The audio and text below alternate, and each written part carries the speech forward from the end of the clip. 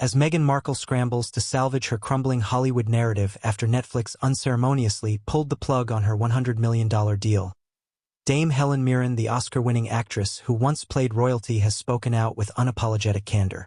On The Late Show, Mirren didn't mince words. She's chasing relevance like it's owed to her.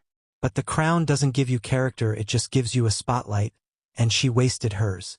The audience erupted, not just in laughter, but in agreement.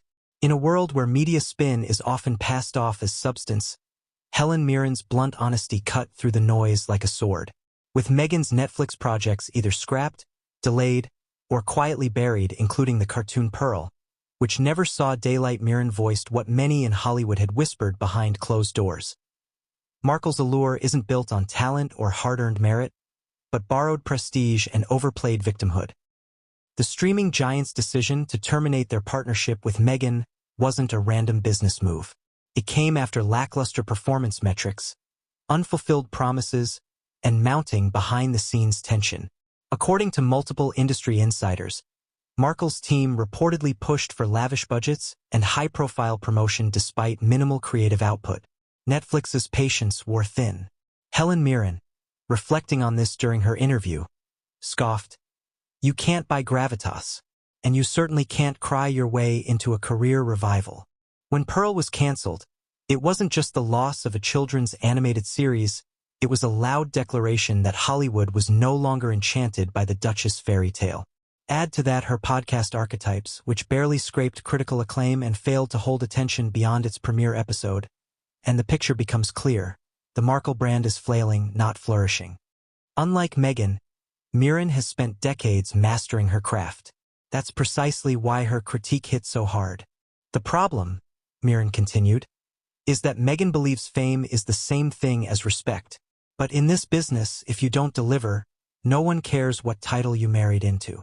Mirren wasn't being petty, she was being brutally honest. And her words struck a nerve across both the entertainment world and the public. Social media lit up with praise for Mirren's bold stance, with fans noting the irony. The woman who portrayed Queen Elizabeth II on screen spoke with more authenticity than the one who married into actual royalty. At this point, Meghan's efforts to remain relevant in Hollywood seem more like a high-budget soap opera than a serious career path. Her appearances are carefully staged, interviews meticulously curated, and every setback is spun into a new victim narrative. But Hollywood isn't buying it anymore, and neither is the audience. Insiders report that major producers are hesitant to collaborate with Markle, citing concerns over creative control, inflated egos, and media backlash. As one unnamed executive reportedly put it, "Working with Meghan is like walking into a storm wearing gasoline." Helen Mirren alluded to this as well. She's confused public sympathy with professional credibility.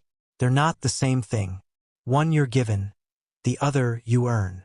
Markle's attempts to engineer a comeback after her Netflix ouster have been met with resistance. There's talk of new docuseries pitches, scripted dramas about empowerment, and even potential acting roles. But none have materialized beyond whispers, and none carry the weight of real anticipation. Why?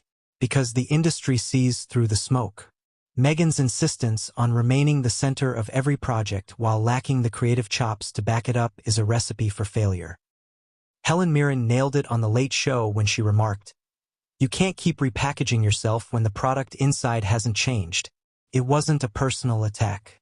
It was a professional reality check, the kind that doesn't often make headlines but changes careers. With Helen Mirren's on-air takedown now circulating widely, it's clear the tide has turned. Once seen as a breath of fresh air in the stiff corridors of Buckingham Palace, Meghan is now perceived as a cautionary tale in both royal and Hollywood circles, a reminder that attention is not the same as admiration. The media world is a meritocracy masked in glitz, and without talent, delivery, and humility, even a duchess can be dethroned. Helen Mirren's final word during the segment said it best. "If you want to come back, you need to first admit you left for the wrong reasons and that maybe, just maybe, the spotlight was never yours to begin with." And with that, Meghan Markle's Hollywood encore may have just met its final curtain. The shockwaves from Helen Mirren's words didn't end with the studio audience applause, they reverberated across Hollywood. Within hours, industry blogs, podcasts, and late-night hosts were dissecting the segment, many echoing Mirren's bold conclusion. Even prominent entertainment insiders hinted that Mirren had simply said what others were too polite or too afraid to voice publicly. Meghan's perceived entitlement and lack of professional depth have made her a liability, not an asset, in a town where results, not royalty, command respect. Sources close to several production houses revealed that projects previously considering Meghan's involvement are reassessing their direction. The polite term? Creative realignment. The real message? Hollywood is closing its doors quietly, but firmly. Meanwhile, social media is ablaze with praise for Mirren's takedown, with users lauding her as the Queen Hollywood actually respects. The difference between playing royalty with integrity and exploiting royalty for attention has never been clearer. At this point, Meghan's team may attempt more damage control, another polished interview, a glossy magazine spread, maybe even a surprise red carpet appearance. But after Mirren's knockout truth bomb, the public appetite for another Meghan Markle reinvention seems all but gone. This wasn't just a roast, it was a reckoning.